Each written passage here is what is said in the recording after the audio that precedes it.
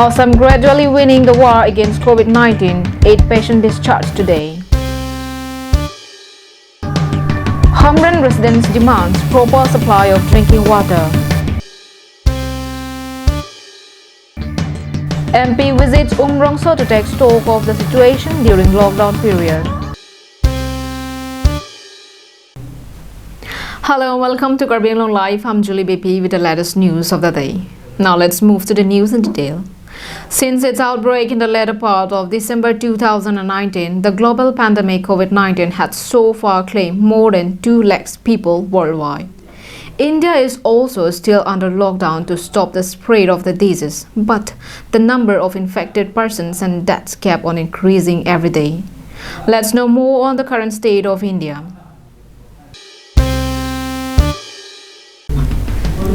Till today, India has lost 825 lives due to COVID-19. At present, there are 19,732 active cases. Till date, 6,764 cases have been closed, out of which 5,939 persons have recovered. The Health Ministry has informed that the rate of being doubled has lowered, but still new cases are coming up daily. On Sunday, a total of 1,836 new cases were reported, whereas a total of 1,975 new cases and 47 deaths was reported in the last 24 hours from time of filing this report. Among the states, Maharashtra has recorded 301 deaths so far and is still the worst hit place of the country. Likewise, Gujarat and Madhya Pradesh have also recorded 127 and 92 deaths respectively due to the virus. Newsdesk report, Karbi Anglong Live. In what may be said as a good news for Assam Health Minister Himanta Biswa Sarma announced today that only 7 active cases of COVID-19 is left in the state. Here is a report of the minister press briefing. During the press meet, Dr. Sarma told media persons that 8 corona patients were discharged from the hospital in Golaghat, Nalbari and Dhubri, as they were all found negative even after conducting 3 or 4 tests. Following this, out of the 35 COVID-19 cases registered in the state so far, 27 have recovered and only 7 cases are left with 1 death. However, the first patient from the state who was tested positive of the disease is still undergoing treatment. Meanwhile, the minister also announced that the people who have applied for round-trip journey will be allowed to travel within the state with their personal vehicles on April 28, 29 and 30. However, no persons will be allowed to move out of the red zones. And in order to allow the stranded people to return back home, ASTC buses will be on service till April 30. News Desk Report, Karbi Anglong Live.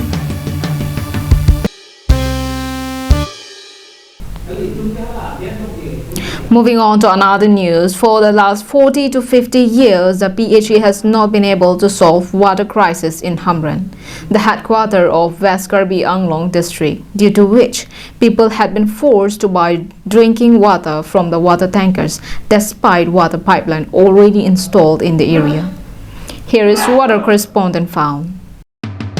The votes of the people in district's headquarters exceeded ever since the main PHE pipeline malfunctioned.